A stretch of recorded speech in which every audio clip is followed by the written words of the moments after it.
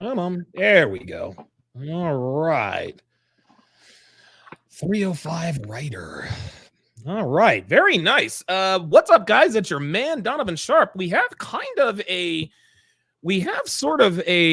great show in store for you guys today. We are going to be doing the Chop Block Sports Talk. And I think this is as good a time as any. We got a lot to talk about today. We are going to be taking your phone calls. We are going to be taking your phone calls to all one of you who are watching right now. But we're going to start this off. We're going to start today's show off with the soccer minute. And so, Miami J, let's go ahead and get this party started here, man. So what I'm going to do is I'm going to show a video clip entitled "Tim Ream on Why Messi Gave Him the Stank Eye." Now, for those of you who are not familiar with who Tim Ream is, I think we all know who Messi is. Tim Ream, explain to us what's happening here before I play this video. Sure. So the video's got nothing to do with Messi. I just want to accentuate one quote of his. They ask him about Pochettino's first training sessions and how it's been since Pochettino took over, because he finally got into camp. They had their first few days of training. Good. And they played their first game yesterday. They won 2-0. 2-0, baby. I'll talk a little bit about how the team looked and all that, but I think this clip's important. It accentuates the difference to what we've had to what we have now. So okay. And Tim Ream is a longtime defender for the United States. He is. He's the elder statesman on the team. He's been around for 34 years. All right. Very good. For 14 years. Named after one says, got the notification. Holy shit, man. Hell might be freezing over. Sweet. People are getting notifications. Dude, the Dallas Cowboys are getting dump trucked at home, and people are actually getting notifications for my video. And the Eagles got the win. We shouldn't have won that game, but we got the win. I'll take it. All right. Just let me know when to stop it, and I will let you take over. And away we go. Yep. Obviously, now as a MLS player as well. Welcome to MLS, and congrats first of all on all you've done over in Europe so far, and all with the national team. And now you're actually in camp. So how's it been? It's been good. It's been an adjustment for sure. Thank you for the well. Oh, this guy is on the team. Yeah, Tim Ream's a longtime defender for the U.S. Oh wow! He's okay, there right now. Okay, perfect. Yeah, okay, I know you and I had a nice little chat after the game the other day. But yeah, like I said, the camp has been good. It's been intense. I think we were out on the field today for 2 hours, which is probably the longest training session I've had with the national team in my 14 years of being in and out. Wait, there you can stop it. That's what I wanted to get to. So this man just said, just so everybody, you know what? Let me rewind that, because this is what I'm prone to do. Let's listen to that one more time. I've had with the national team it's been intense. I think we were out on the field today for 2 hours, which is probably the longest training session I've had with the national team in my 14 years of being in and out. So wow, 14 years. So what he just told us here, Joel, is that okay, he's been with the US, he's been associated with the US men's national team for 14 years. Pochettino had him out on the pitch for 2 hours, and he says that is the longest, and I think he said the training was also intense. That was the longest he had ever been on the pitch with the U.S. national team. What does that tell you? Yeah. I think that speaks more to Greg Berhalter than Pochettino. Am I wrong? Absolutely. No. You're absolutely right. You mean to tell me that, we've been through World Cups, we've been through World Cup qualifying, Copa America. You mean to tell me that this team is practicing for under 2 hours a day? Wow. And that's it? I mean, I'm sorry, wonder why that's not going to cut it. No. Yeah, exactly. And we wonder why they couldn't learn this quote unquote Berhalter system, etc. Right. It's hilarious because there was another interview with Matt Turner. I just couldn't find it. Okay. And he talks about how normally when they come to national team camp, they use it as a time to kind of decompress, and it sounded like it was camp. What? And it was hilarious because Pochettino, on the first 5 minutes, had them out there throwing medicine balls and running. So it's fantastic to see that we're turning a page and we have a real coach. And I think that translated on the field, because while it wasn't a perfect game from the U.S., because obviously they're still learning how Pochettino wants to play, etc., and we do have a lot of injuries. I'll talk to that in a minute. The U.S. looked like they wanted to get out there and they wanted to win. They looked like they had some fight in them. They look competent and they look sharp, which is something that we really haven't seen since the World Cup. Right. So, first game, we got the result 2-0.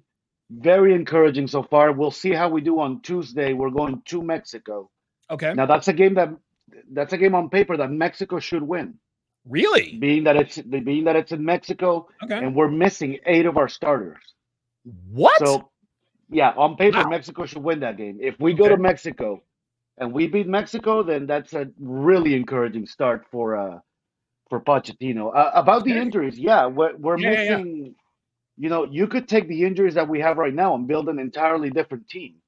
Players like Balogun, Paredes, Gio Reyna didn't get called in, but he is injured now. Yeah, he's often injured though.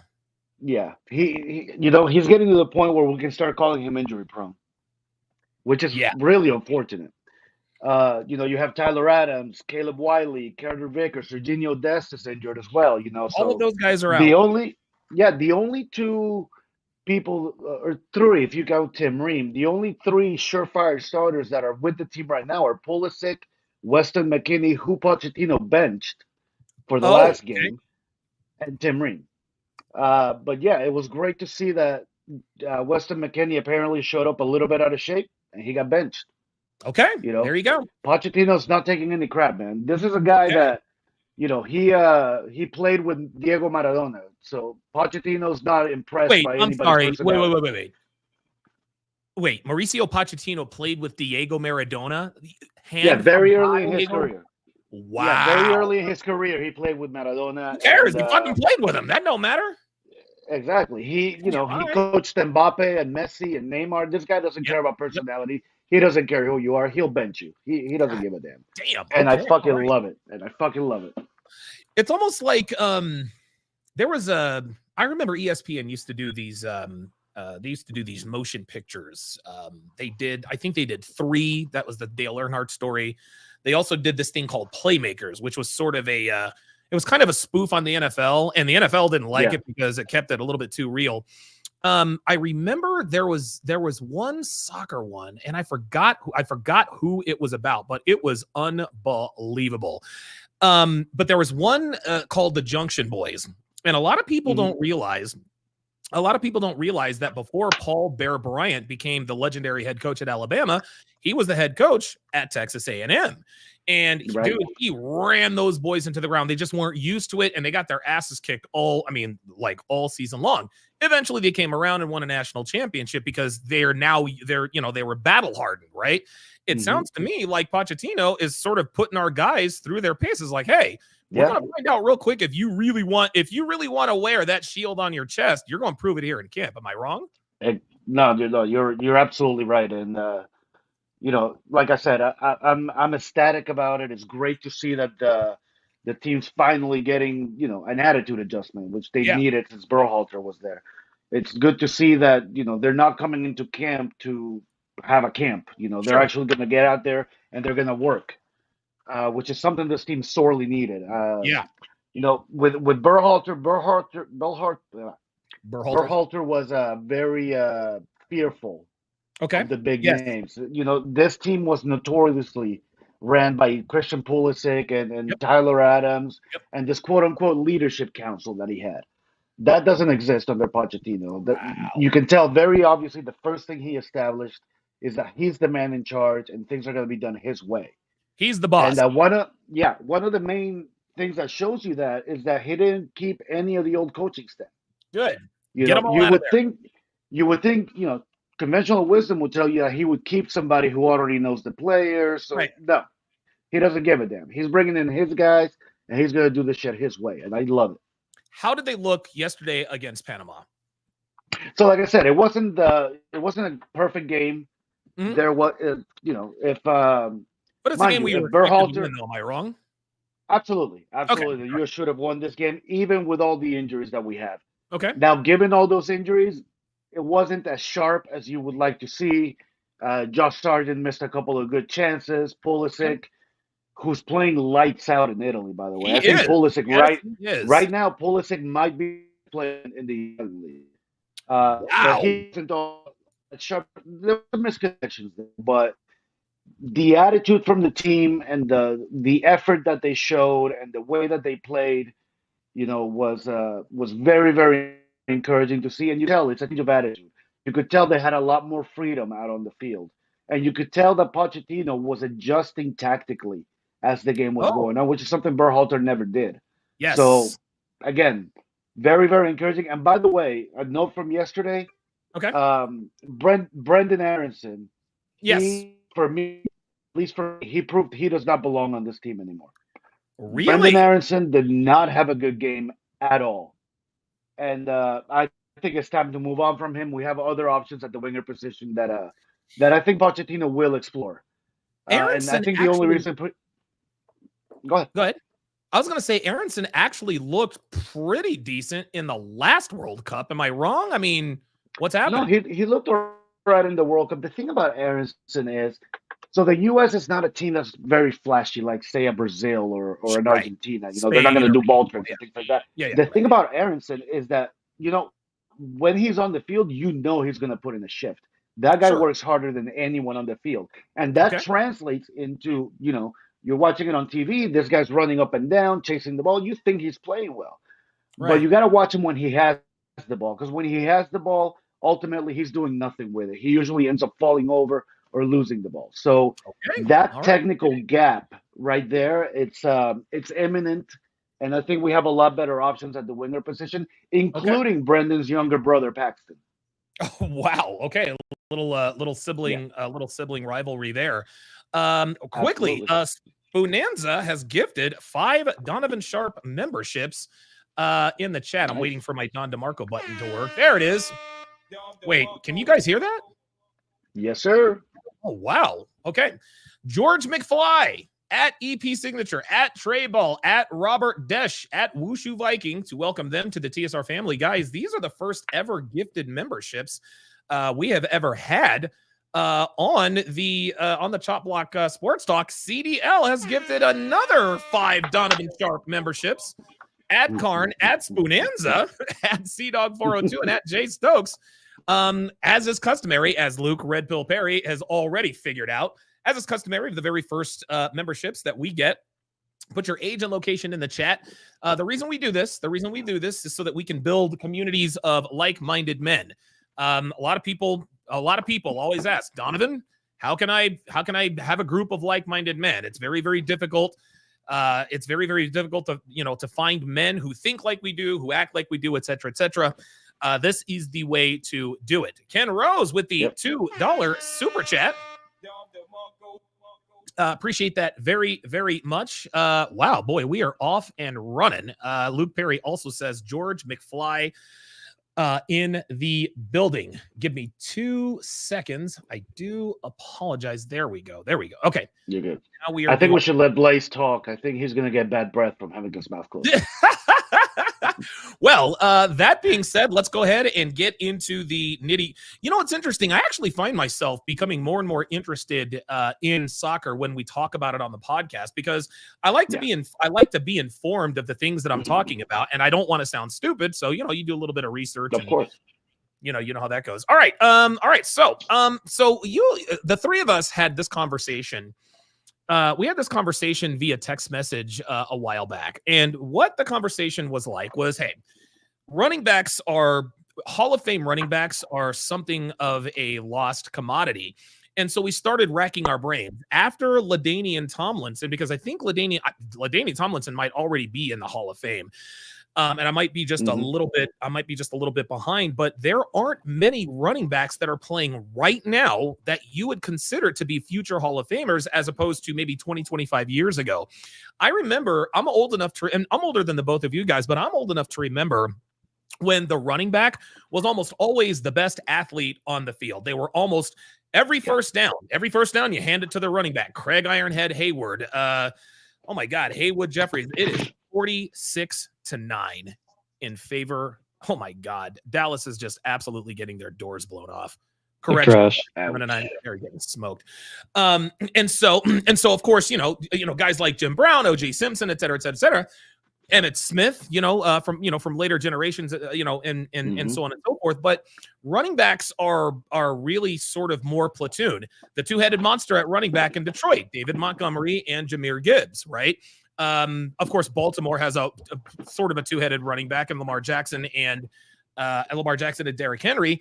But one name that you brought up, Miami J, was Alvin Kamara. And I had not realized that Alvin Kamara was still in the league, and he's probably having one of his best statistical seasons, I guess, on record. So let me start with Jay Blaze here. Let's just ask the question here. Is Alvin Kamara, as of right now, if he were to retire today, is he a Hall of Famer? Yeah, I'm going to say, like, everything on field, I would say yes. Okay. But he has some off the field issues that could bump him down to a second Hall of Famer. Not like a first ballot, but a second ballot. Like a second ballot, yeah.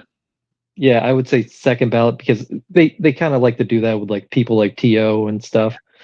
But we're getting to a point where, because of the practice rules, I think the running back will come back in the next few years because they're not practicing against running anymore. No, they're not. Right. They're not. What about you, Miami J? Do you think Alvin Kamara is a Hall of Famer, first ballot, second ballot, etc.? I do. I don't think he's a first ballot Hall of Famer like, say, Derrick Henry.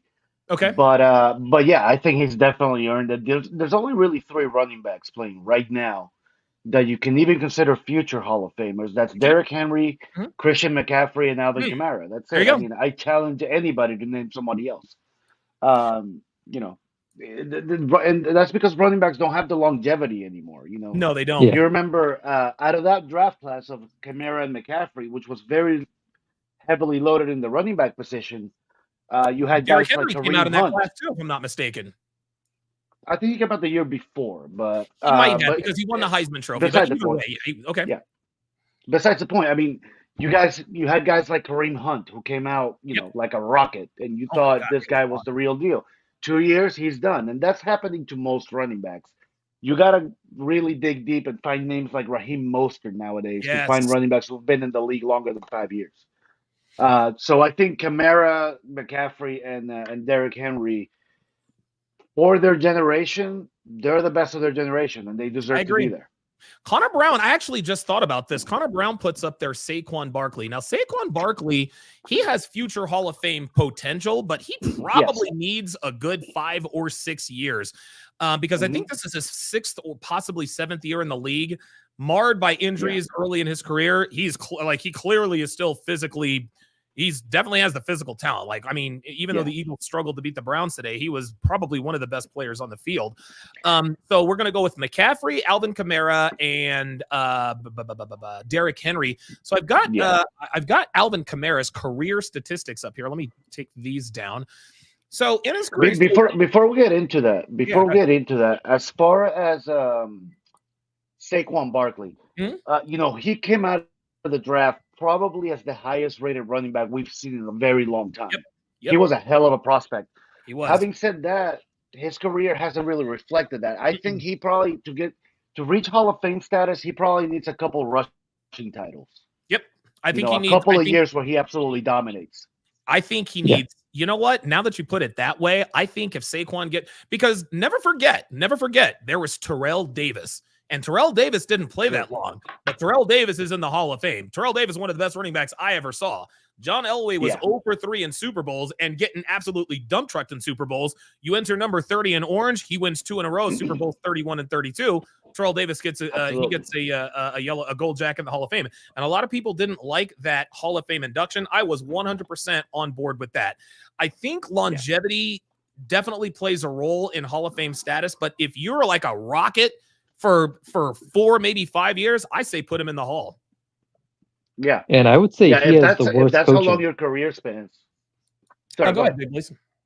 I'd say he has the worst, Sean Payton's more of a passing guy. Yeah. And we have Denise Allen. Yeah. So he might have the worst coaching because McCaffrey went and he's shot off like a rocket with Shanahan, who's known for running. Yeah. And then Derrick Henry was with Vrabel, now the Ravens. Yep. Very run heavy. Yep. And never forget, Kyle Shanahan's father is Mike Shanahan. And Mike Shanahan, I think he coached like 4 or 5 1,000-yard rushers. So clearly the Shanahan, so it should come as no surprise that Christian McCaffrey has thrived in a Shanahan type system. And remember, Kyle Shanahan was the offensive coordinator for the Atlanta Falcons when they were up 25 in the Super Bowl. They got Brady'd again. But I think these are very interesting stats. So Alvin Kamara has 5,829 yards rushing, 4,219 yards receiving. I think he's one of 10 players who has 4,000 yards rushing and over 4,000 yards receiving for their career. To me, that would merit him getting into the. I think you're right. I think right now he is a second ballot Hall of Famer. Yeah. But we always say the decline comes very quickly. And if I'm not mistaken, I think Alvin Kamara is 29 years old, maybe 28. Actually, I should have it right up on there. Let me look and see how old he is. Yeah, he's in his late 20s. Let me think. He's in his late 20s. How old is Alvin Kamara? He's 29. He turns 30 next July. I just remember LaDainian Tomlinson, when he turned 30, he literally fell off a cliff. Like, dude, he was in a Pro Bowl. Like, it was like he was in a Pro Bowl. He led the league, set the touchdown record, 31 touchdowns. Dude, 2 years later, he's with the New York Jets and he's on the sideline riding that, riding the exercise bike while the New York Jets are out there trying to win a championship. So let me just ask this. Oh, go ahead. I was gonna say that's really what makes him so good is his versatility. Yes, is that today the modern running back is not just a ground and pound guy on the like Derrick Henry. Yes, that's what Derrick Henry is. Yes. He's old school. But today's modern running back needs to be able to catch the ball, take it on the sweep or run inside. He needs to be able to do everything. Another guy who's a little bit younger, but it's going to be very telling in the next couple of weeks to see how he does, is Nick Chubb. If he comes back from this injury and manages to be successful, we could be talking about him in the Hall of Fame as well. Wow, dude, Nick Chubb absolutely has Hall of Fame talent for sure. Let's have this quick conversation. What is the threshold? What is the threshold? What as an NFL running back? I don't know if it's a statistical threshold. Jay Blaze, what do you think makes a Hall of Fame running back? Because the Pro Football Hall of Fame, to me, it's different. It really is different from all of the Hall of Famers in that you have a lot of borderline people who perceived as borderline Hall of Famers, but you talk to the players that played with or against those guys are like, yo, listen, man, he might've got in with 75% of the vote, but he's the best right guard I ever played with, or man, nobody hit me as hard as this guy, this outside linebacker. So what, in your opinion, do you think is the threshold for a running back in 2024 to say, you know what, that guy has Hall of Fame potential? Like we saw this. We've seen running backs have like a dominant 3 to 4 years. Yeah. But I think those dominant years need to have a Super Bowl attached to them. Okay. Or you need longevity like a Frank Gore or an Emmitt Smith. Perfect. Yeah. Well, Emmitt Smith, who has both. He has longevity and 3 Super Bowl rings. What do you think, Miami J? I tend to agree with Blaze. I would say maybe not necessarily Super Bowls because that's very team dependent, and Hall of Fame's an individual thing. For quarterbacks, I think that matters a lot more because you're leading an entire team. But say a couple of rushing titles, it's got to meet the eye test for long enough. I think past that 5-year barrier, if you put in a solid 7, 8, 9 years nowadays as a running back, and like I said, and you meet the eye test for all those years, and you're one of the best in the league, then you're probably in the conversation. You probably are. So I'm going to bring up Terrell Davis's career statistics here, and I think a lot of people would be surprised not only at his statistics but how long he played. He actually played a few years long. Well, I don't know. Let's just take a look here. It wasn't that long. I remember when he retired. It was not that long at all. It was not that long. Everybody was shocked. Yeah, they were. Yeah. So, actually, let me move us off to the side here. I apologize for that. There we go. 7 seasons. 7 seasons. 95, 6, 7, 8, 9, 2000, and 2001. 7 seasons. So in 7 seasons, 7,600 yards. So he's averaging over 1,000 yards a season. You see, in 95, 1,100, 1,500, 1,700. Then he rushed for 2,000 yards, and then he literally falls off the cliff. You see how? Yeah. Do you see? So these are not Hall of Fame years right here. 99, Yeah. 2000, and 2001. Terrell Davis got into the Hall of Fame because of his immediate impact on the field, and he was a fucking touchdown machine. So if you're going and just like Jay Blaze said, he's got 2 Super Bowl rings attached to that to those dominant years. I'll give you the last word on the running back Hall of Fame conversation, Jay Blaze. I will say that I think the superior athletes are going to the quarterback and the wideout because you have longevity and you have a bigger contract possibility. Yep. And that could be one. And I think the training methods are vastly different. Yep. And that might not be working well with the running backs. I think the way you combat this is you make any running back the first 4 years incentive laden for them. Okay. And then they can get their big money in those 4 years because we see a lot of these running backs like Zeke. He got his big contract and he fell off a cliff. So you're just looking at him going, you're making 15 million and you're not really doing anything. No, you're not. He was no longer motivated. It would appear that, I mean, dude, we look at Terrell Davis's statistics. Look, all of his best 4 years were his first 4 years. Yeah. That's it. His best 4 years were his first 4 years. And so that's really sort of what he's being judged by. Miami J, what's your that's actually a very good point that Jay Blaze just made. The best athletes no longer play running back. There's the kid up in Boise State who's going to rush for 3,000 yards. I don't know if you guys heard of that guy. There's this kid. His name is Ashton Jonty or something. This dude in 6 games has 1,200 yards rushing. Like I think college is using these guys way too much too. Yes. Yeah. He's gonna win the Heisman. He's gonna win the Heisman. Go ahead, Miami J. Final word on running backs and halls of fame. And I've got a good question here by the Mighty Zane. Go ahead. Yeah. So to kind of talk about that point right now that colleges are overusing running backs, I do think the draft rules need to change. I think if you play at least 1 year of college, you should be eligible to declare for the draft. Like Maurice Claret, I don't know, the Maurice Claret case, if you remember that. I remember that like it was yesterday. Yeah, but I agree with Blaze, pretty much so. Okay, very good. Excellent. Yeah. I have nothing to add to his point. All right. So the Mighty Zane says the Miami Dolphins need to draft Shedeur Sanders next year in the first round. Miami J, your thoughts. Listen, we know Tua's probably going to come back. He'll probably come back this season. Listen, the Dolphins are unwatchable without Tua. And I'm going to tell you something. I'll tell you something too. Incidentally enough, ironically enough, the person who looks to actually benefit the most from the Tua injury is actually Tua. Like the Dolphins are unwatchable without Tua.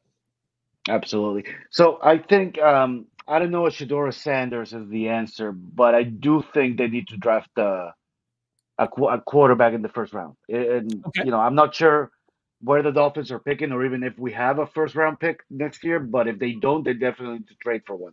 See, I think the only way with the salary cap to hold this team together and extend that Super Bowl window is to get rid of Tua. Really?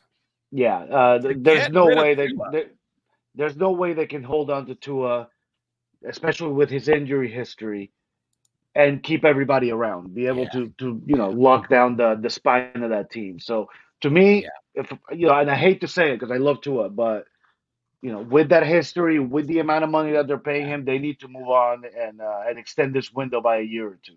Yeah, no, I agree. I totally agree. Pro Special says it's clear now that Tua carried his team and not McDaniel or the weapons. No, I disagree. I think it was a combination of the three. And a lot of people, and just let me know if you guys agree with this. This is the analogy that I make because a lot of people, when we get into these sports debates, well, was it Brady or Belichick? And now people think, well, it was clearly Brady. No, it wasn't just Brady. It was actually Bill Belichick too, because Tom Brady was not a he would listen. He's won 7 Super Bowls. No one's ever going to take that away. But the first 2 or 3, he wasn't really the focal point. It was that defense that really sort of stymied the other offenses. I'm not going to say Tom Brady fell into 3 Super Bowls. You don't just fall into 3 Super Bowls. You got to do something right.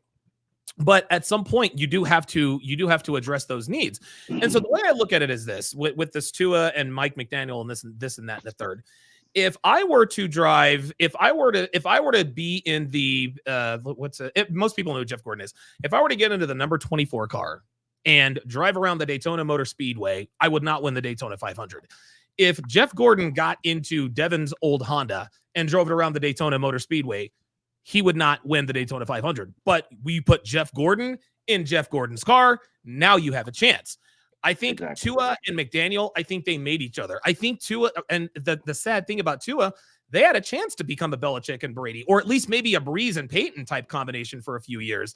And so I disagree with the fact that it wasn't just Tua, because let's not forget, what's his name? The defensive coordinator for the Vikings is probably going to win a Coach of the Year. He'll probably get another job at some point. I forgot it. Brian Flores. Brian Flores was Tua's head coach, and Tua was not that good with Brian Flores. In comes Mike McDaniel, $212 million contract, and now we're in Pro Bowls. Go ahead.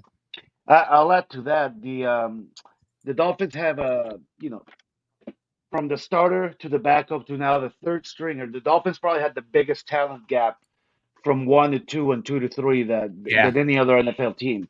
But I think if we had a competent backup, Miami probably could have salvaged the season, especially given the weapons that we have. Yeah. So, Skylar Thompson, bless his heart, he ain't Tua. He ain't Tua. He ain't even close. And now the third stringer, I forgot his name. I don't even remember. Tyler Huntley? Yeah, something like that. Yeah. Tyler Huntley actually made a Pro Bowl one year. I don't know how the hell Did he really? Pro Bowl. Yeah, he made a Pro Bowl as a backup. Remember Lamar Jackson? I think he got hurt in the middle of the season and missed like the last. That's right. That's right. Yeah, and he somehow made a Pro Bowl. So he was like the third replacement. Yeah. Anyway, he was there. He made it. Yeah. You can if you took a quarterback like, say, Fitzpatrick, which has happened before. Yes, it has. The Dolphins would have been just fine. CDL. Go ahead. I'm sorry. Go ahead, Blaze. I will say Shador is someone similar to Kyler, who's very instinctual. So I think McDaniel works better with like a deadly accurate or a timing quarterback like a Kirk Cousins. Okay. So I think that's who they want to draft, like somebody like that. I agree with that. The reason I wouldn't take Sanders is mainly, he comes with a personality. Yeah. Especially the guy looking over his shoulder. Yeah. The last thing you want, especially from a quarterback, is for him to be a distraction. Not only that, I remember a long time ago, and you might remember this. You guys might actually both remember this. Is Bill Parcells famously said, "Don't be a celebrity quarterback," and that's not necessarily true these days because quarterbacks are celebrities now. Like I remember back in the day, I remember. I'll never forget Tony Romo. They go the Cowboys go 13-3. Number 1 overall seed, they're going to go to the Super Bowl. They're going to win it.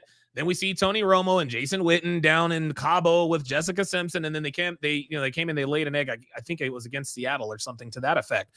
But quarterbacks are celebrities now. But I think you can be too much of a celebrity. Shador Sanders, actually just watched him. I just watched him last night against Kansas State with no weapons, almost pulled off another miracle.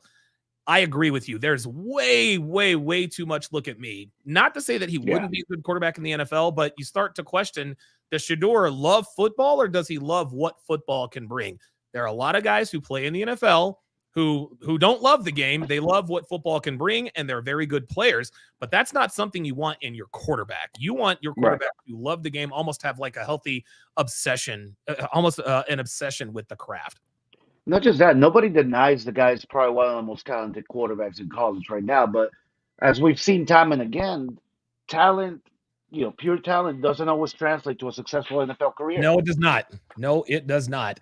CDL says we need Sanders in Carolina to fill up seats. Our fan base is getting sodomized by front office Oh no. You know That's what? a visual I did not need. You might be right, CDL, but something tells me that Papa Sanders is not going to let Shador go to the Carolina Panthers. That is, dude. They're calling David. They call David Tepper like the Donald Sterling of the NFL without the racism. David Tepper's the worst owner in sports, man. He's crazy. SLV says, so mad that the Lions aren't using Amon-Ra as much as I wish they would. Bruh, you guys are up by 32 points, fam. Or I'm sorry, you guys are by 38. What are you worried about? Yeah. My team won by the skin of its teeth, over possibly the worst team in the league. I just want to say again, the Lions are my Super Bowl pick. So. Yes, you did. And Jay Blaze's Defensive Player of the Year pick was Aiden Hutchinson, who led the league in sacks before he snapped his leg in two against the Cowboys. Here's a question for you. If you're the Detroit Lions, would you give up your win against these Cowboys to get Aiden Hutchinson back for the year, or do you keep the win? Yeah, you do. Yeah. I think the loss of Aiden Hutchinson is good for 2 losses. Yeah. Yep. Yeah. I think he's worth 2 games. Worth 2 games. Oh my God. Oh boy. Dre Raven says sending Sanders to Carolina would be like trusting Diddy with Bieber. Oh, well, okay. All right. I think we know what that means. SLV says, in terms of football done, fantasy football, I'm a Skins fan. Okay. Cowgirls got manhandled. Yes, they did. Okay, let's go to our next topic. So this was sort of a bomb that sort of went off. Unbeknownst apparently to Aaron Rodgers. So the New York Jets, they lost their. Hey, there he is. There's the baby daddy extraordinaire. So the New York Jets, they took the L to who they lose to. I forgot who they lost to already. It's been a week already. Was it Denver? Yeah, I think it might have been Denver. So they lose to the Denver Broncos or whatever team that they played. I don't even think it matters. The New York Jets then fired Robert Saleh. Apparently, Woody Johnson, the owner of the New York Jets, said that this was a unilateral decision that he made by himself and him alone. Robert Saleh came out and said that he was absolutely blindsided. He was absolutely shocked. I believe Robert Saleh. Aaron Rodgers says that he was shocked. I don't necessarily believe Aaron Rodgers, but, I don't know.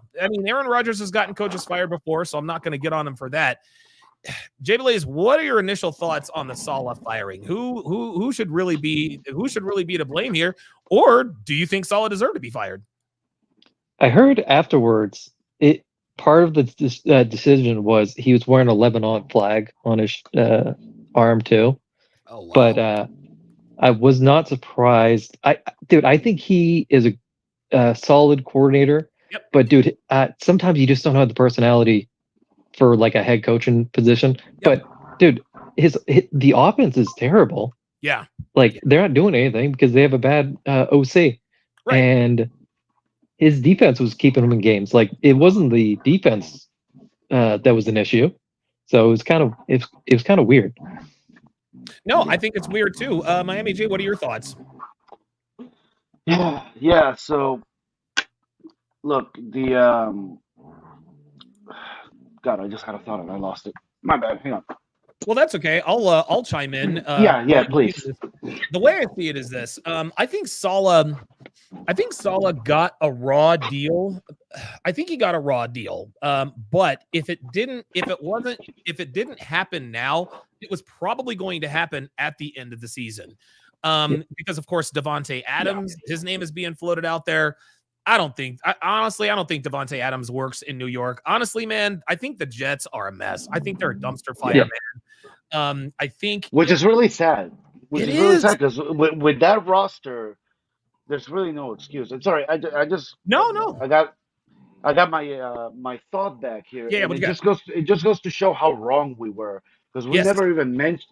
We talked about this in the preseason. Which are the coaches that are in the hot seat going into the year? This guy didn't even crack the radar. No, he didn't. And I'll throw out another name out there that this might be a hot take, but another name that could happen soon, maybe by the end of the year or maybe sooner. Sean McVay. What? Sean McVay? The Rams are 1-4. Yeah, they're 1-4. This is a what have you done for me lately league. Yeah. And okay. He's got a Super Bowl to his name. That probably gets him a little bit of equity with the front office, but you know, I don't think anybody expected the Rams to be 1-4 and the Bears to be 4-2. And the Rams were a lot of people's Super Bowl pick. Go ahead, Blaze. Add the Browns coach to that, Yeah. Stefanski. Okay. I think he might be gone, and the GM. Because, dude, oh yes, how do you throw away Flacco and Baker for Deshaun? My God, dude. Flacco and Baker is lighting the fucking world on fire. Look, this just in, gentlemen. Baker Mayfield is in the MVP conversation. Yeah. I've got that dude on my fantasy. Dude, he has outperformed Jalen Hurts, the $50 million quarterback. We're going to talk about him in a little bit. He's outperforming Jalen Hurts by every statistical measure. He is out there lighting it up. And let's also not forget, and this is what happens when you get impulsive owners. The owner of the Cleveland Browns is Jimmy Haslam. And, rumor has it he's into some shady business dealings. Okay, whatever. We've all done shady shit. Fine, whatever. But he is a very impulsive owner, much like Woody Johnson for the New York Jets. Who's another impulsive owner? David Tepper out there in Carolina. Davis. Was one that I was thinking of. Who? Mark Davis in Las Vegas. And hopefully Tom Brady now getting approved for 10% ownership stake in the Las Vegas Raiders. Hopefully that sort of tempers that. But when you have Jim Irsay, another impulsive head coach, when you have impulsive head coaches that make decisions just based on what they're feeling at the time, you have internal organizational chaos. The Browns freaked out. They got rid of Baker, who was hurt for almost 2 seasons, by the way. He's off having success in Tampa and Carolina and whoever else. Meanwhile, they gave Deshaun Watson $230 million guaranteed, and he's playing like absolute dog shit. He's playing like absolute dog shit. Yeah, I'll say this. I'm not one to believe in things like curses and things, but I really think Cleveland's cursed. Because the resurgence of Baker Mayfield just shows you that Cleveland is the place where quarterbacks go to die. There's really no excuse for them to having let him go. I will say, how many first-round quarterbacks have they drafted in the last 20 years? At least 7. All of them. They've all, dude. Oh my God, dude. Oh Jesus! Like my head is gonna explode because they've had so many first-round quarterbacks. Go ahead, Blaze. I will say this is scarcity. This is scarcity versus abundance. So, look at Sam Darnold. He went over to the San Fran for a year, and it revitalized him. And now he's in the MVP conversation. He won't win it because he's a journeyman. But and then Baker went to the Rams for a year, and that you can't tell me like Sean Baden fixed a few things with Baker. And both those quarterbacks were on the Panthers. Yep. Both quarterbacks on the Panthers. Both quarterbacks. Guy, what Jay Blaze just pointed out there, gentlemen. What Jay Blaze just pointed out. This is the difference between stable organizations and chaotic organizations. Sam Darnold and Baker Mayfield are probably 2 of maybe the top 5 front runners for MVP-ish. They both played for the Carolina Panthers. What did Carolina do? Carolina decided to go get Bryce Young, 5'9" Bryce Young, and now we're questioning whether or not he can play. Like nobody knows if Sam Darnold. Nobody knows if Bryce Young can play. I got into it with CDL a while back in terms of whether or not Sam Darnold. I'm getting it mixed up on whether or not Bryce Young is not a good quarterback. I don't know, but CDL might actually have a point because in comes Andy Dalton and Carolina instantly looked better. Carolina and Cleveland, I think those are places now that quarterbacks go to die. Yeah, I agree. I think newsflash. I think Bryce Young probably can play. He's just not in the right situation for him. I agree. Maybe Andy Dalton's a much more seasoned quarterback. He's a veteran. He knows how to adapt to a crappy team. Bryce Young just came into this league, and he's been thrown into the horrible situation. Wow. This is interesting. CDL says supporting Lebanon in a league Jewish backed, I dare say, owned as nuts. He had your dog is he's like, oh. He said he had to have done that shit on purpose. He might have. Terrell Thomas says Doug is probably gone. I think Doug Peterson, honestly, man, they might not let him back on the plane in London. And I'll tell you something else too about Jacksonville. Jacksonville really got hosed with the scheduling. They are playing 3 straight games in London, and they are what are they 1-5 now? 1-4, 1-5. 1 I and definitely 5. don't think that Doug Peterson. I don't think he survives the season. And No, I don't think so London either. is their home away from home. It is. So I think their owner wants to go to London. And I think the Yeah. NFL wants him to go to London. What do you think of that idea, Blaze? Yeah. Not just that, and these guys are pros and everything, but their city did get hit with 2 hurricanes in the last 2 weeks. So Holy shit, man! that Oh, can yeah. bode well for Dude, they that might team's have to mental move state. to. Yeah, they might actually have to move to London. I agree that I think Doug Peterson probably won't survive the season. Matt Eberflus, he's sticking around for a little longer than I imagined. Caleb Williams appears to be doing better. Surprise, surprise! You run the football. The better you run the football, the better your rookie quarterback looks. Go ahead, Blaze. He's probably the best defensive coordinator right now, besides the Vikings, Flores. Yeah, Brian Flores is awesome. Mike McCarthy. So they are currently getting shellacked by the Detroit Lions. However, like Sean McVay, Pro Special says, no way McVay is running a skeleton crew. Yeah, I don't agree. I think Sean McVay does have a Super Bowl ring, but never forget he's actually been to 2 Super Bowls and he won 1. Right. I think the Rams will give Sean McVay a little bit of time, and keep in mind he's missing his 2 best receivers, Puka Nacua and Cooper Kupp, who are both on my fantasy team. Good Lord. Let's and see. you still beat me. I don't know how. I absolutely have no idea how I even did that.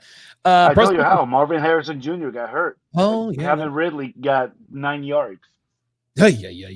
9 yards. Yeah, no one's going to win it like that. Yeah. Pro Special says Baker and Flacco cooking is the best timeline right now. Daryl Clark says the Colts should just make Joe Flacco QB1. Jay Blaze, what are your thoughts on that? Anthony Richardson's healthy.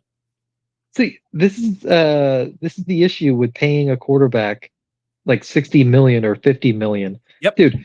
Flacco has a ton of weapons around him because they're not paying a quarterback. Same with Baker; they're paying him 30. Kirk Cousins money. Yeah, 33. Yeah, they gave him the Kirk Cousins deal, 33 over 3 years. Yeah, and then you look over to Dallas, and Dak only has CeeDee Lamb. Yep, and they don't have a running back, and you go to Dak. Really, Dak? You couldn't have taken like 40, and we could have had 20 million for like another wideout or something. And this is what the issue with bad organizations do. Like Jerry, we're paying with our third string quarterback, Cooper. We're paying him $8 million. No, Cooper Rush is their second string. Oh my Lance. God, Trey Lance. Oh my God. He's making $8 million. If we had paid CeeDee Lamb a year earlier, we could have saved $5 million. Dude, think about it. That's $12 million. Yeah, that's $12 million. You could have got Derrick Henry or another like solid starter. This is why you need like a good general manager to dot those I's, because that's exactly what these like the Chiefs do and stuff. They don't like money out of the building. No, it's just wild. No. That's what that's a good point. Stable versus unstable. Go ahead, Miami J. No, not just that. Not having a $50 million quarterback gives you flexibility.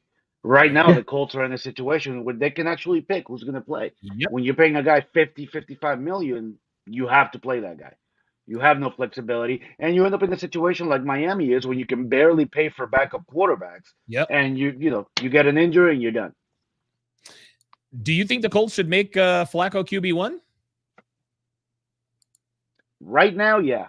I think Richardson's way too inconsistent right now. He needs to, find some consistency.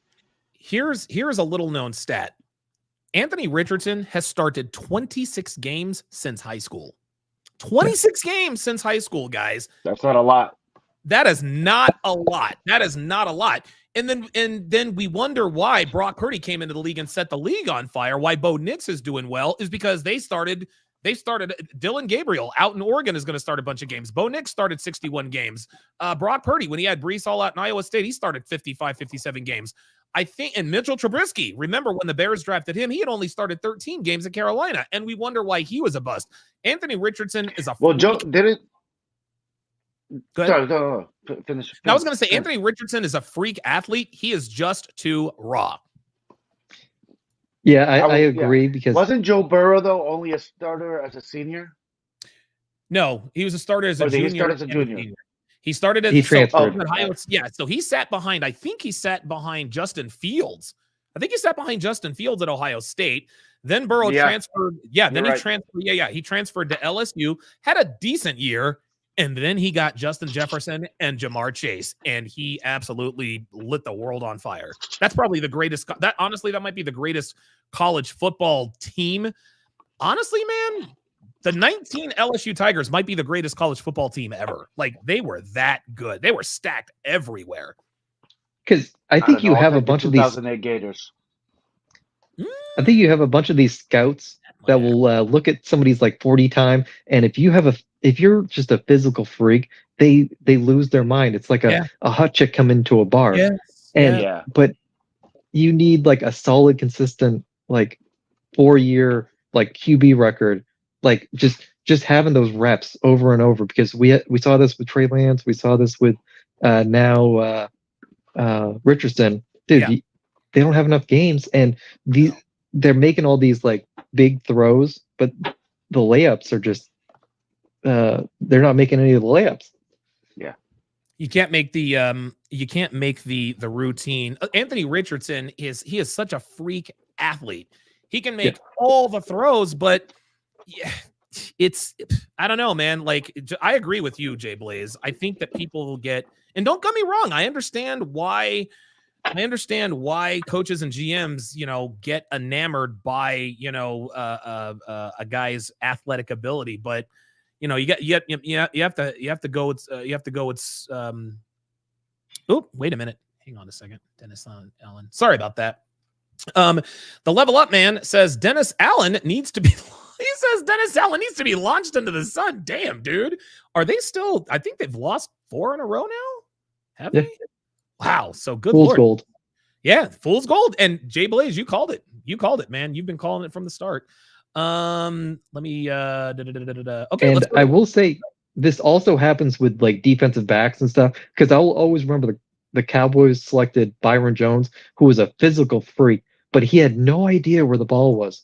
Like he had no clue. But then you'll have like a guy who isn't as like physically superior, but he's just a ball hawk. Like Polamalu just had a sixth sense about where the ball was. Yeah, and you can't measure that. Like, you just can't. Yeah, I'll add this. Go ahead. Sorry, I'll add this. Yeah, teams I think need to put a lot more money into scouting, because like you were saying, the guys that freak out over these physical attributes, and really in all sports, they miss out on a ton of good players.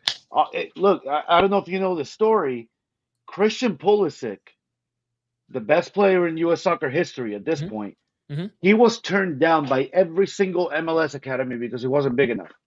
Wow. And then he went to Germany, and some real scouts saw him play. And they're like, okay, come on through. But if it was that's actually I did not know that.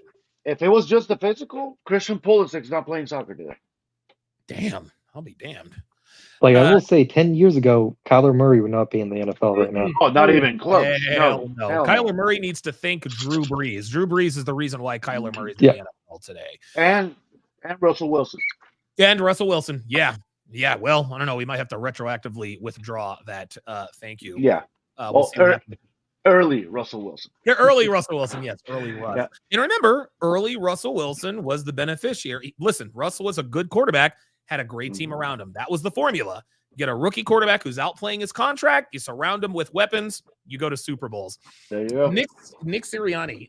I fully believe. I don't know what to think about Nick Sirianni. I really don't. I love the guy to death. I cannot be objective. He's the head coach of my team, the Eagles. I don't know if it's almost, I think Nick Sirianni is like a poor man's Dan Campbell, in that I don't really know. Like, I'm sure he delegates things, and he's not there just for no reason, right? He's obviously doing a job. But if the Eagles lose to the Browns today, I think we probably would have fired him. Am I wrong? I don't think so. I think the Eagles are, I'm not comparing Sirianni to Saleh, but I think the Eagles and the Jets are very similar in that they really have no excuse with the roster that they have on paper. So something's not coming together No. exactly where it needs to be. And when that happens, you got to look at the head coach. Yep, So, I agree. If the Eagles don't turn it around quickly, I think he might be gone by Thanksgiving for sure. You could be right. You could be right. So, Yeah. So Don, what is his like superpower? Like, we know, like, was he an offensive coordinator? That's a superpower. Nobody really knows. Look, nobody really knows what a superpower is, but guess what? On Nick Sirianni's watch, this is his 4th year. Been to the playoff 3 times. He's won the division twice. He's probably gonna, I don't know. He might not win the division this year. He will probably get to the playoffs for the 4th straight year. And so that's sort of the paradox is like, okay, we think Sirianni's the problem, and we did start 10-1 before we fell off the cliff. Still made the playoffs, right? Okay, we got blown out in the playoffs. Only 14. Look, there are 32 teams in the NFL. Only 14 teams get into the playoffs. That's less than 50% of your league. And if you are in the top half of your league year in, year out, this is why I don't endorse the firing of Mike McCarthy. I think the Dallas debacle, I don't think it has anything to do with McCarthy. I think it has everything to do with Jerry Jones and him kicking the can down the road with Dak, CD, and soon to be Micah Parsons. I think that Mike McCarthy might just be a victim of circumstance. Nick Sirianni, there is no excuse for this guy. You have the best look. The Eagles, we have the best roster in football from top to bottom because we have the best general manager in football. There's no reason we should be 3-2. Who knows? Maybe we reel off 10 straight and he saves his job. But I agree with you, Miami J. Because the Eagles did not look good at all today. We look good on a few plays. Had a Devontae Smith, A.J. Brown. Finally, they came back. Thank God for all of that. But it just like we should have blown that team out by 6 touchdowns, and it took us until we needed a first down, like a miracle first down, to salt that team away. So I don't know. I think if the Eagles keep winning, look, I'd rather win ugly than lose pretty. I just don't know what to do with Nick Sirianni because you can make an argument to keep him or fire him. You can offer to fire him because the team is underperforming, but by the same tokens, the players play. Nick Sirianni didn't drop that 3rd and 1 in the flat that Saquon Barkley dropped. He didn't miss the 47-yard field goal. He wasn't out there getting kicks blocked. He's on the sidelines calling plays, doing what he needs to do. But by the same token, it's like, okay, he's been to the playoffs every single year he's been the Eagles head coach, which leaves us asking, is it really him or is it the coordinators? It's the weirdest thing. It's the weirdest thing. Yeah. Go ahead. I think there's friction between him and Hurts. Yeah. And I almost think like his coordinators do the work in the practices and stuff. Yeah. And then they just need like a figurehead. And I don't think he's great situationally. No. Like, I think they made a mistake not elevating Shane Steichen instead of having him leave because he had a really good relationship with Hurts. Yeah. And ever since then, Hurts has not been the same. Hurts needs elite coaching. Yes. Yeah. Hey, guys, I'll be right back, okay? Okay. Yeah, Hurts needs elite coaching. He's an elite talent, but he definitely needs elite coaching. Big Tay 85 says, so who is the coach for the New York Jets now? So their defensive coordinator, Jeff Ulbrich, is going to be their interim head coach. I think he's going to be the interim head coach until the end of the season. I don't know what that solves. I don't know if they think that's going to solve anything. I will say this. I think that Robert Saleh was the best coach in that building, and they got rid of the best coach in the building. I think the 2 main problems are Aaron Rodgers and Nathaniel Hackett. I don't know why. Now, Jeff Ulbrich has already laid the smackdown. He's already told Aaron Rodgers, Nathaniel Hackett he's not going to be doing the play calling. Like, no, we're putting that in somebody else's hands. So who knows? Maybe we'll see a different offensive philosophy. But one thing's for certain now, Jay Blaze, there are no more excuses for number 8 in green. This is all on him. There's nobody else to blame. There's nowhere to run. There's nowhere to hide. We got you your receivers. We got your buddies. We got Nathaniel Hackett. We let you come back for another season, repaired that Achilles tendon. Garrett Wilson is doing, dude, we beefed up the offensive line. It's time to put up or shut up for Aaron Rodgers. I'll give you the last word. And dude, he looks haggard. He looks like he just does not want to be there. And this is why they if you're bringing a guy in, look at Brady. He had a an older coach, like a veteran coach, that could actually like he knew how to handle like primo talent. Dude, Saul is like what in his maybe third or fourth year? He's like 38. Yeah, I think he's he's older than Rodgers. He's younger than Rodgers. He didn't know how to deal with it. Like, and I feel bad for him. But you need like a Caldwell or somebody like that's been through everything. Been around the block, right? Yeah. No, I totally agree. I think that I don't know. I don't think Jeff Ulbrich is going to. I don't think he's the long-term solution in New York. I think Jeff Ulbrich is actually a pretty good defensive coordinator. I think he'll probably keep that. I think he'll probably keep that decision. What coach do you think could possibly work? Let's just say you could snap your fingers and make XYZ person the head coach of the New York Jets. Who do you make? Who that is? Who? Which coach who either is or could come available is the best coach for the New York Jets? Well, I like available. I would say available or could come available. Like, for instance, like maybe a Nick Sirianni or a Mike McCarthy or a Matt Eberflus, somebody like that, or a Dennis Allen. Available, I would say either Belichick or Vrabel. But then you still need that's Vrabel. It. But you still need is the answer. That's it. That's it. Category closed. I had not even thought of that. Vrabel's the guy. Yeah. Vrabel is the guy. That's wow. I had not even thought of Mike Vrabel. That's a really good shout. Wow. Yeah. I think Vrabel, dude, if I'm Woody Johnson, here's what I do if I'm Woody Johnson. Let this all play out the string. This is going to be Aaron Rodgers' last season. Get rid of Tyron Smith. He's old and beat up. I say blow this whole thing up, hire Mike Vrabel, and start all over again. Yeah. I still can't believe Tennessee let him go. Well, you know who else Tennessee let go? They let go AJ fucking Brown. He went to the Eagles and had a career year. Now he's making $32 a year. Matter of fact, Tennessee fired their GM after the Eagles took him behind the woodshed with the Detroit Lions. Man, the Detroit Lions, man, what a win! Talk about a poorly run organization. Oh my God, it's just and they're starving for a winner, man. I'm telling you.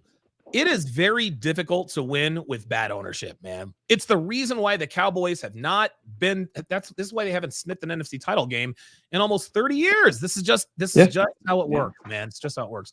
CDL says, I agree, Donovan. Aaron Rodgers is probably distracted by all of those recreational dispensaries up there. Dude looks like pure stoned shit out there. You know, one thing. Oh, there's Nick Sirianni firing up his team. All right, bet. Okay, we were just talking about your boy. Look, man, Aaron Rodgers, he is just a different type dude.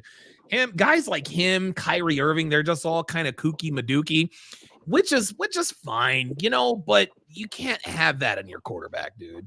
This is why Aaron Rodgers is, and I remember Colin Cowherd made this comparison. Aaron Rodgers is the artist. He's hyper talented, but he's kind of wonky. You know, he's just a weirdo. Golden arm talent, first ballot Hall of Famer, but I think it's clear that Aaron Rodgers at this point in his career is probably a coach killer. I will say, I think he's a step behind what he used to be, and I think he did need his legs to make a few of his plays. Absolutely. And I don't think he has the legs anymore. Nope. Absolutely. And we're going to see this with Kyler Murray. We're going to see these even more with Kyler Murray or Lamar Jackson, where when their legs are gone, that's it. It's it. That's it. Speaking of which, Jalen Hurts. So Jalen Hurts, since Shane Steichen has left, signed a 5-year, $252 million contract. He currently makes $50.5 million per season. He has not played that way. Jalen Hurts' best season was clearly 2022. When of course he was the MVP, he was an MVP candidate. If he doesn't get hurt against Chicago, he probably wins the MVP. He was the best player on the field in Super Bowl 57, but it has not gone well since. Miami J, is Jalen Hurts overpaid? Unpause yourself. Or I said unpause yourself. Sorry about that. The short answer is yes. Yeah. But I'm the guy that pretty much thinks everybody not named Patrick Mahomes is overpaid at the quarterback. Okay, that's fair. We've talked about this ad nauseum. I think most quarterbacks, Tua, Love, Yeah. sure as hell Prescott, they're all over. Relative to where he is in the financial hierarchy of quarterbacks. Yeah, relative to that, yeah, he is overpaid. Okay, I agree. I don't think he's proven, that he's got it yet.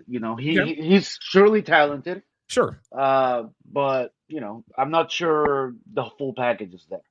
I think Jalen Hurts is playing. I think he deserves the Baker Mayfield contract. Now, who knows? He could turn it all around and he could be worth, he could be a $50 million quarterback. But right now, Baker Mayfield is the one playing like the $50 million quarterback. Yeah. And Jalen Hurts is the guy playing like the $30 million a year quarterback. And oh, by the way, this is a distinction that you do not want to have as an NFL quarterback. We all know all about the turnovers. The only quarterback in the NFL that has more turnovers than Jalen Hurts this season is Will Levis. And I think we all agree that Will Levis is probably the worst quarterback in NFL history. Probably a little hyperbole. Will Levis has no situational awareness whatsoever. No, he just doesn't. He is absolutely no. I will say Jalen, I think, is a product of his coaching. If he has an elite coach around him, he will be elite. Like Shane Steichen. Now, would the Colts trade Jalen Hurts for Joe Flacco right now? Would the Colts do it? I don't think the Colts let Flacco go. Well, somebody like Flacco's a very, very, very valuable commodity. Yeah, but Joe Flacco's 57 years old. You never know when he's going to walk away for. I mean, listen, it's all fun and games when you come into the season. You're kind of the dad of the NFL. Nobody expects anything of you. You're playing free and laughing easy. What happens if they make him QB1? What's going to happen then? Because let's not forget, Joe Flacco got his job taken away by Lamar Jackson. Lamar Jackson came into camp and outplayed Flacco, who looked like he didn't even want to be there. Well, sure, but Lamar Jackson's not Jalen. I mean, Jalen Hurts is not Lamar Jackson. No, he's not. Lamar Jackson's easily top 5. I think the Colts would. I think the Colts would do it. I don't think the Eagles would. I don't think the Eagles would trade. I don't think the Eagles would. I don't know if they do if it were like a straight up swap. That's never going to happen because I take Jalen over Flacco any day of the week. But just like we said, coaching matters. What would Jalen Hurts look like in Indianapolis with Shane Steichen as his head coach? Right? You never know, because Joe Flacco certainly looks good. You know where I think it could actually be a good spot for Jalen Hurts? Where's that? Miami. I don't think his style fits with him, but I think it could. He's not like Tua's. We all said Tua's superpower is his accuracy. And well, I mean, he's not Tua, but I think his talents could fit. You'd need to change the system around a little bit. Okay. All right. But I think he and McDaniels will make a good team also. Yeah, I still think Mac Jones should go to Miami. Oh, wow. Yeah, I agree with that. I'll buy that. Dude, I love it. That's great. I'll buy that. Pro Special says top 3 offensive line, stud running back, 2 number 1 receivers. He probably has the best supporting cast in the NFL. Oh, my God. Big Tay 85 says, did you see the Aiden Hutchinson injury at the Detroit and Dallas game today? Unfortunately, I did. I haven't seen it yet. Is there any way we can bring it up on screen? Oh, my. Nah. Well, no. I don't think so. I mean, I'm looking it up on Bleacher Report now, but. Oh, my God. Oh, my goodness. That was absolutely crazy. Oh my God, dude. And that's awful. Like, Michigan kid. Yeah. He'll be, he'll come back and just a fucking freak accident. No, it's not letting me. It'll probably start making its way onto the internet at some point. And their window is wide open right now. God, Detroit is that team, dude. They just absolutely dump trucked the Dallas Cowboys on the road, dude. Beat them down like it was nothing. Yeah. Yeah. All right. They could have taken them out. Yeah, dude, what are you doing in the game up 32? That's what you were saying, man. So it's like, I guess you wanted to finish them off. Last topic of the day, very interesting topic. I did not realize this until you said something about it, Miami J. You said that Roger Goodell floated possibly hosting a Super Bowl overseas. To correct, that was Jay Blaze that brought that. Oh, that was Jay Blaze. So what do you think? Me, I think it's a horrible idea. Okay, why is that?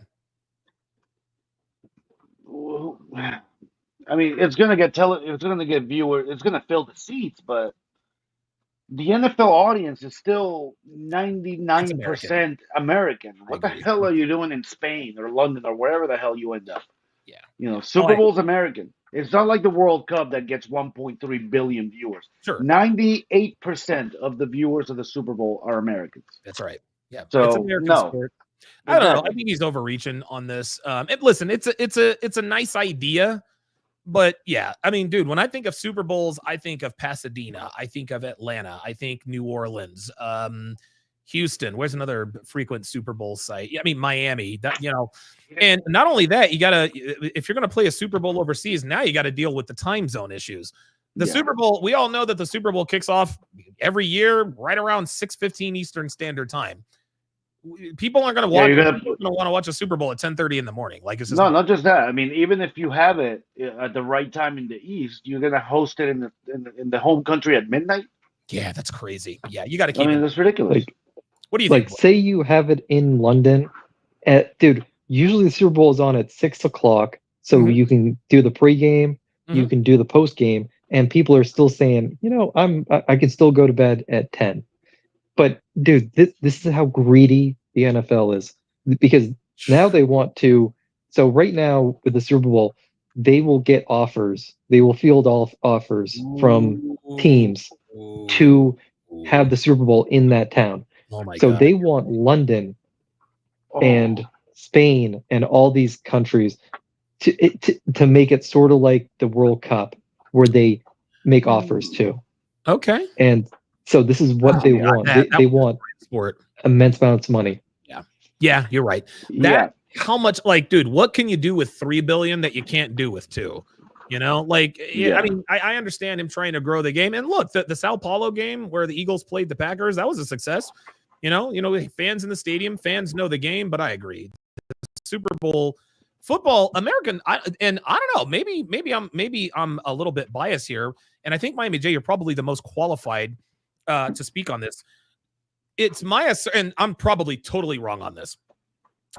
I think that American football is the most popular sport in any one country in the world, right? Yeah.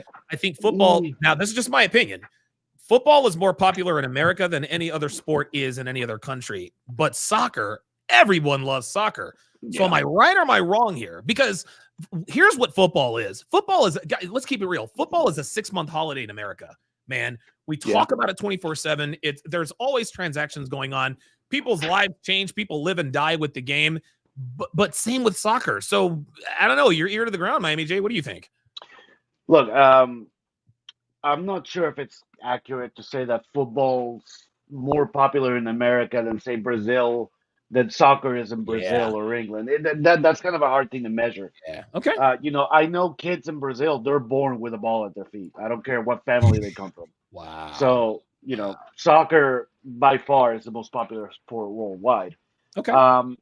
Having said that, you know,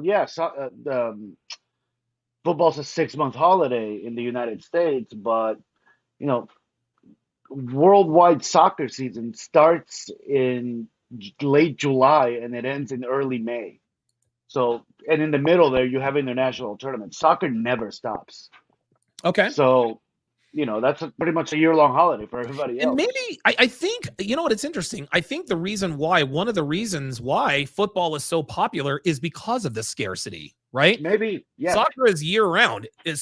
Now, when the Super Bowl ends, I don't know, after about a month, you know, we start to get a little bit restless. Then baseball comes around, dude. Yeah. By the time the All-Star break is over for baseball, we're clamoring. We're like crackheads. We're looking for any sort of video, training camp, whatever the case may be. And then, of course, we kick off. We're in front of the TV for the holiday. And I will say the NFL is masterful at their marketing and building up to the season. They do it so better than 100%. anybody else. This is why The Roger only- Goodell keeps getting raises from the owners. This is why Absolutely. they keep giving him raises, because he's making everybody money. The only organization that I think can stand up to the NFL in marketing is, ironically, FIFA. Ooh, shit. Ooh, that looks worse than I Yeah, thought. I just saw the Hutchinson injury, and I sent it to you. I That can't looks, show that. yeah, bro, that looked bad. That broke in Oh, at least that two did. places too. Ooh, yo. I will say I the can't even NFL's greed will be their downfall, because imagine that. think about it, they're going for the Peacock thing. That Yep. How much did they make? They sold it for 100 million. Yeah, You were have the Bills and the Dolphins on that Peacock playoff game or something like Yeah. that. Chiefs Dolphins. Chiefs Dolphins, yeah. Chiefs The Dolphins. The Super really Bowl cold game. Got it. Yeah, right. So they did that, and dude, think about the level of quarterback play across the league. It's going down, and you're gonna need like Shanahan and McVay. You almost think you got to send them the quarterbacks before Yeah. they even go into the Yes. league, Yeah. because dude, you need like high level quarterback play with the rules Shanahan, being McVay, this. McDaniel, guys like that. Yeah. Steichen. You almost say, let's send them for a year and then send them in the draft, but you would need to compensate them with like draft picks. Sure. But the level of QB play, and then they're changing all these rules with the NFL, so Yeah. they're diluting the game. Yeah. But they're still trying to make a bunch of money. And like, think about this. Like, this is years down the road, but look at what happened with Live Golf. If you can get some of these Saudi billionaires Oh. in the overseas, like financing some of these spring league teams, and think about all those billionaires, if they can get some of those teams, and then you make it a rule similar to the MLS or FIFA, where you can take like the worst two teams, like say the worst managed NFL teams, like promotion relegation. Tepper. The Jacksonville Jack. Oh, and Miami J. You've actually talked about that before. Yeah. I think it's a fantastic idea. I would love it. If you take Tepper and like who's another horrible owner, you David take two Tepper, of those teams. Jimmy Haslam up in Cleveland, Jim Irsay out in Indianapolis, who's probably going to croak over from a drug overdose at some point.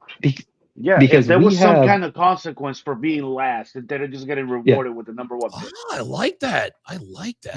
There are only like 5 to 6 teams that are vying for a Super Bowl. Right. Like we see this across the league. If you made it so they can no longer get into their the money pool, and they are forced out of the league, you're going to have the level of competition go even higher.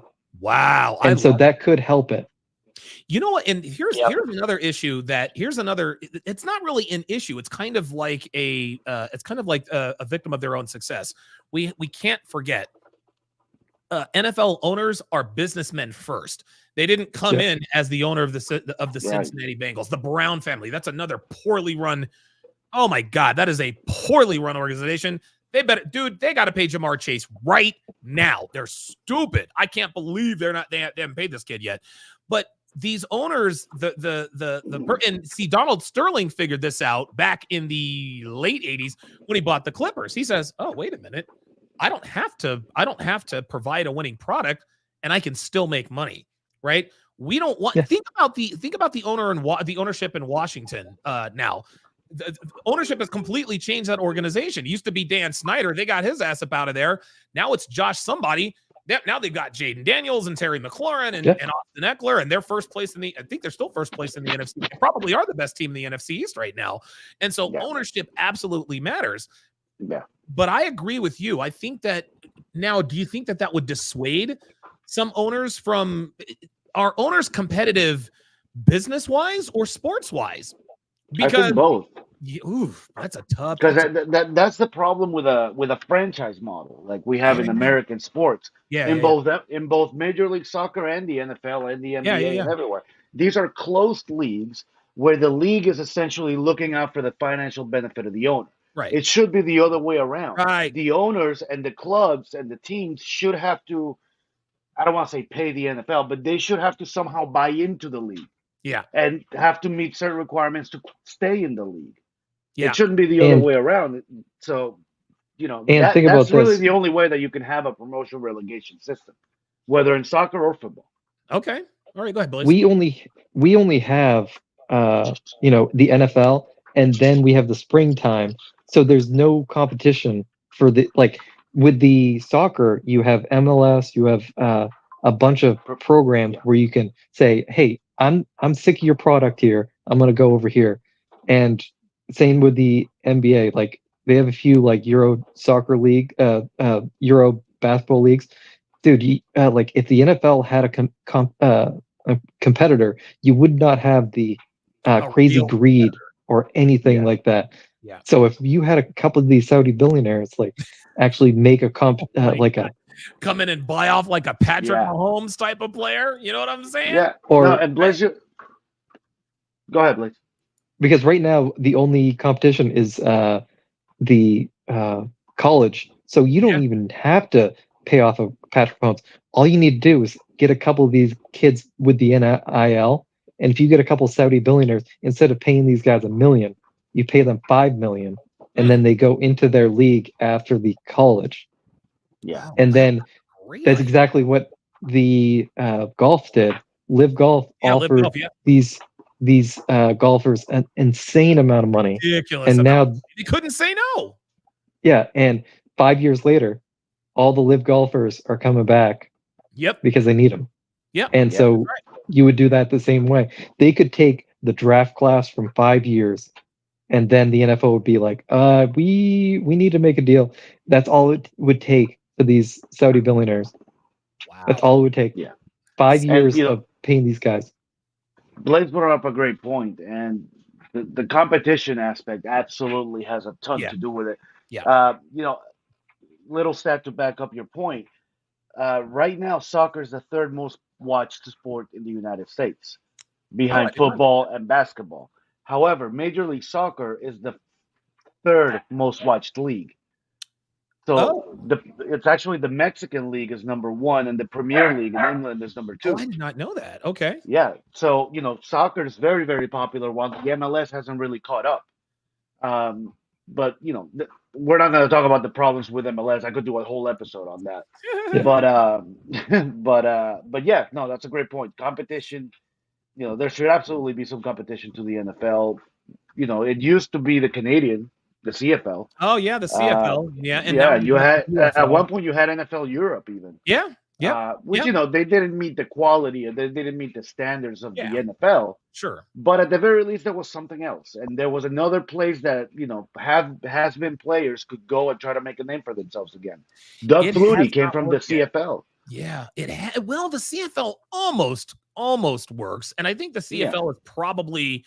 I don't know. The UFL looks to be good. You got a couple of guys. I mean, Jake Bates, who kicked in the UFL for the Michigan Panthers, now kicks for the Lions. That's a cool story. There have been so many leagues that have tried to match the juggernaut that is the NFL. And you know what? Honestly, if the NBA can subsidize the WNBA for 20 plus years, the NFL can subsidize a second division. Dude. Yeah. Right. But again, there's that greed. The NFL is not going to do that. Sidney Brown says, don't forget, the NFL kidnapped Christmas from the NBA again this year. Greed will be their downfall. I disagree. Yeah. I don't think the NFL kidnapped Christmas from the NBA. No. I think the NBA fucked up and gave Christmas to the NFL. Yeah. The NBA and their politics and their social justice warrioring and all the messaging, and they tried that shit in football with the whole Colin Kaepernick thing. They got him the fuck up out of there. They're like, nah, man, we ain't doing none of that shit here. We're about football first and all that other. You guys can have all that other shit. The NBA has leaned heavily into that, and that's why they've lost Christmas, not because the NFL is greedy. Mm-hmm. And he said greed will be their downfall. What is the downfall for the NFL? The NFL is not going to fail ever. No. The NFL is not going anywhere. Not going anywhere. We've been playing this game since 50, probably even sooner than that. The NFL is absolutely a juggernaut. It is a billion-dollar business in one of the smallest countries in the world. We're the most economically successful country in the world. This is why football is king. The NFL is not going anywhere. No, look, and so what if they're greedy? Who gives a shit? Okay, if they're greedy, they're only going to get bigger. And that's only going to cause them to put out an even better product. Here you go. Pigs get fed. Look, pigs get fed. Hogs get slaughtered. except for the NFL. The NFL just seems to be immune. Dude, even when Donald Trump tried to sue the NFL for antitrust, he won that case in Supreme Court. You know what they awarded him? They awarded him $3, and the USFL folded just like that overnight. The NFL's not going anywhere. No. I don't know what downfall Sidney Brown is talking about. You lost me on that one. NFL's not going nowhere. No, And not just that. It's impossible to take down an organization like the NFL. At these, it's like somebody trying to take down FIFA. You just can't do it. No, you're not doing it. Football is America. Football is as American as fucking unprotected sex, apple pie, and steroids, man. Like, this is what we do. This is just what the fuck we do. Yeah. Well, maybe not the unprotected sex part. Leave that to the French.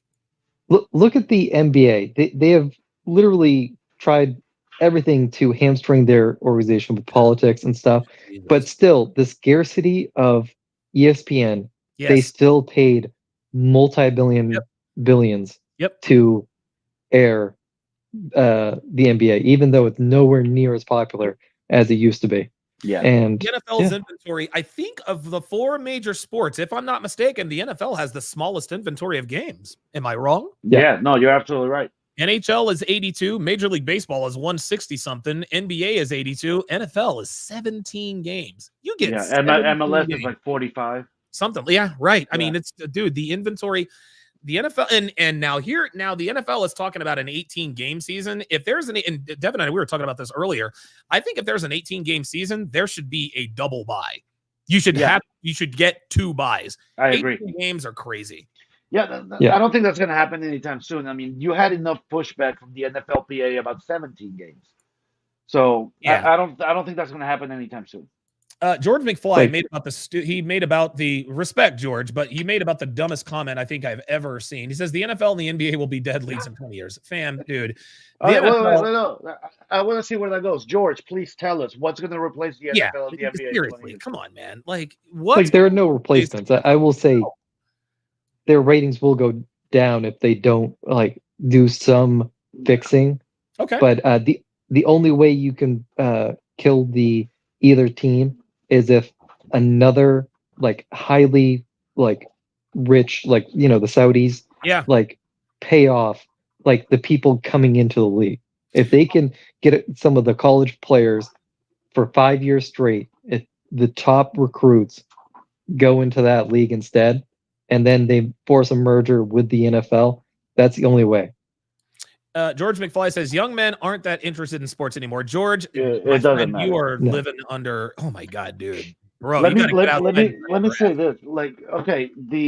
I'm not going to speak to the NBA because honestly, I don't follow basketball that closely, and I don't know that much about the internal workings of it. But at least the NFL, the one event, the one catalyst that could possibly knock down the NFL a peg, maybe, that you could see in the next 20 years is the 2026 World Cup. And I'm sorry, I'm the biggest optimist about soccer growth in America. Okay. We're not knocking off the NFL. No. The NFL is going to remain number one. I don't care how popular soccer or any other sport becomes. Yeah, that's in fact, the only other sport that can rival the NFL, it's college football. Yeah, right. So football staying where it is. Here's something that will put this into perspective for George McFly. And George probably isn't a sports fan, so I don't want to really go in on him because we live, we eat, we live and breathe this stuff. If any league were going to go defunct in the next 20 years, it would not that it would ever happen, but it would probably be most likely baseball. The average age of Major League Baseball fans, 53. 53 years old is the average age of Major League Baseball fan. The average NBA fan, 38 years old. The average NFL fan is 27 years old. Dude, you turn on any television, any college pro football game, there are children being born with Texas Longhorns. I mean, no, football is not going nowhere. And it's funny, back in 2013, they tried to take down football with all this concussion bullshit. Never even happened. The NFL settled it out, and that was that. Go ahead. I will say it's not in danger of disappearing. I think maybe it's more in danger of becoming kind of like a regional thing. The NHL wouldn't be far behind. Yeah, the NHL. think, Well, I mean, the NHL. Well, don't get me wrong. They're not going Canadian. anywhere. Now tell the Canadians that. You tell the No, Canadians, exactly. the NHL. That's why I'm bro, saying anyway, it's no not going to way. disappear. I It's can't not going believe to it just came disappear. out of It your mouth. just the risk would be that it just becomes more of a regional, popularity in certain regions. But either way, neither Major League Baseball nor the NHL nor the NBA, they're not going anywhere. Yeah. So George McFly. So I can't. I'm not entertaining this. You don't know. He says sports will be irrelevant in 20 years. Baseball's on life He is support. just talking to talk. He's just talking to talk. He is just being a troll. So it is. He's incorrect because look at the deal the NBA just got from ESPN. Exactly. All these contracts are just massive because people want entertainment. Yep. And look at what happened to Hollywood. The Hollywood collapse is helping sports. I agree. Because people want to be entertained. I totally let's talk about sports as a whole. Television networks are paying exorbitant amounts of money to host these things. Billions of dollars, man. Saudi Arabia is ready to plunk down $300 billion for the 2034 World Cup. Whoa! No. So, don't tell me that sports are going to be irrelevant in 20 years. Look, man, there's no way. Look, we're on the 32nd Olympiad, dude. We've been playing the Olympics for 2,000 years. Humans' inherent need for physical competition, George, that's not going anywhere. Honestly, you sound like a Sigma male. You honestly sound like. Let's just bring in the red pill here. Even before organized sports, you had the Coliseum, people watching the gladiators. Yes. Those were the sports of the time. Yes. So there's always been some kind of competitive entertainment or competitive sports or competition out there. For it's a need of humanity. Do you know what will never, ever go away? We might see pickleball go away. We might see this sport. Gladiator sports are never leaving. Gladiator sport. Football is a gladiator sport. Boxing is a gladiator sport. Absolutely. MMA, we like to see large athletic humans challenging each other physically. We've been doing that for thousands of years. I'm not going to let some knucklehead trying to ruin this conversation. Sports are going to be irrelevant in 20 years. Dude, go out and touch the grass. UFC is not going anywhere. Oh, no. UFC's and that's a newer sport, actually. So that's actually picked up where left off. Yeah, the growth of UFC has been impressive, and they're not going anywhere either. Yep, that's it. Last comment of the day says the only thing that would be changed into sports is women's NFL football in the future. Why you think NFL and NBA is going over? That's the dumbest comment I've ever heard. Like sports will be irrelevant. Young men don't play sports anymore. Fam, are you watching college football? Do you? Oh God, that was ridiculous. Guys, I'm sorry. Go ahead. The only way women's football would be a thing if you had like super hot models and it was the lingerie bowls. You remember that? They had that for a while. Yes. It was Arena League. Oh yeah. It was. George says, "I love sports. I'm just being honest." No, you don't love sports, George, because if you love sports, you would have more knowledge about them. And right now, you're just speaking straight ignorance. It's ridiculous. Sidney Brown replied, now this is good. He says, you may have a work stoppage in MLB in 2 years. The regional sports network lack thereof is an issue of mega contracts once out of this offseason. I got news for you, Sidney Brown. The NFL survived a strike back in 1982. Major League Baseball survived a strike back in 1994. Sports aren't going nowhere, fam. I'm sorry. Okay, so there's a work stoppage in Major League Baseball. Okay, so we miss a World Series. Who won the 1994 World Series? Nobody. Who won the 1995 World Series? The Atlanta Braves. Life goes on after work stoppages. Guys, it's clear that we have some very novice sports fans. Yes, there are some very bad things that can happen in sports that can damage sports. They're not going nowhere. They're not going nowhere, man. They're growing up bigger, faster, stronger, more technology. The contracts are getting bigger. No. Look, saying sports are going away is like saying television shows or movies are going away. They ain't going nowhere, man. Come on. If you love sports, you would know that what you're saying is just absolute crazy. Yeah. CDL with the $2 super chat says women playing football and thongs are a godsend. I disagree. I'd rather see him getting. I remember tuning my TV and finding the lingerie football league. As much as I love watching how women run around, dude, that was the cheapest marketing ploy I've ever seen. It was retarded. But we all ridiculous. Forgive me. What is wrong with YouTube?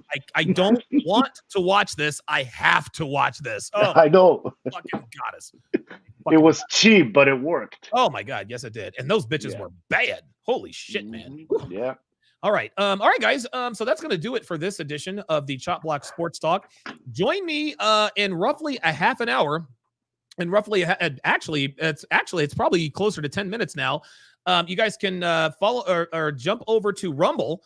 I'm going to be doing a Sunday after evening Love is Blind breakdown. You guys can thank King Life for that. I had some personal shit that I was dealing with on Friday, and that all kind of came to a head yesterday. You guys know all about that. But everything is good. Jay Blaze, dude, great show, man. Final word, final thoughts. Just the Cowboys are terrible, and which I knew they would be.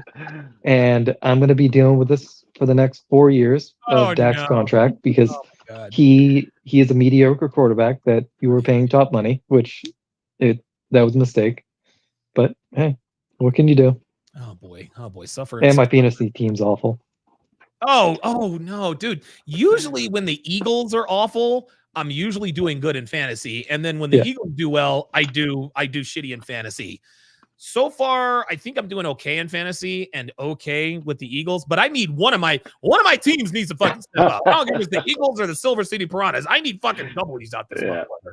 Miami J, what you got? Well, first off, the Cowboys suck. Yes. But no, I'm rooting for Daniel Jones hard today so I can beat you up in fantasy. Oh, yeah. But, wait, hold on. Whoa, hold on.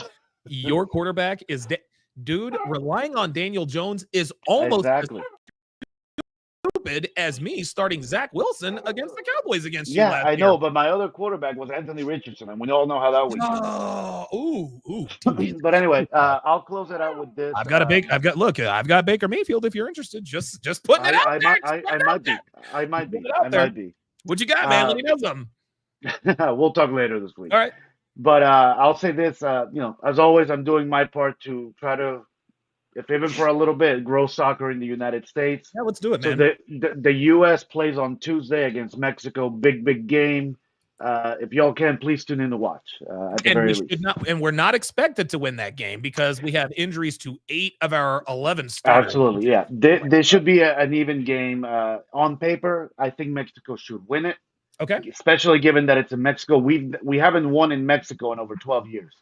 What? And we've only won in Mexico one time in our history. So if we can pull out this win, God damn. Hey, that's a really good sign. Okay. All right. Well, I'm pulling for our guys. Shout out to dude, CDL, Dr. B84, Spoonanza, who gifted 5 memberships, CDL, who gifted 5 memberships, Ken Rose with a super chat, who also gifted a membership, CDL, who had this $2 super chat earlier that says women playing football in thongs are God sent. I'll give it up for that one. I'll give it up for that one because I did. I watched. That is going to do it for this. I think this is the 7th edition of the Chop Block Sports Talk. We will see you guys right back here next week. Later. Later.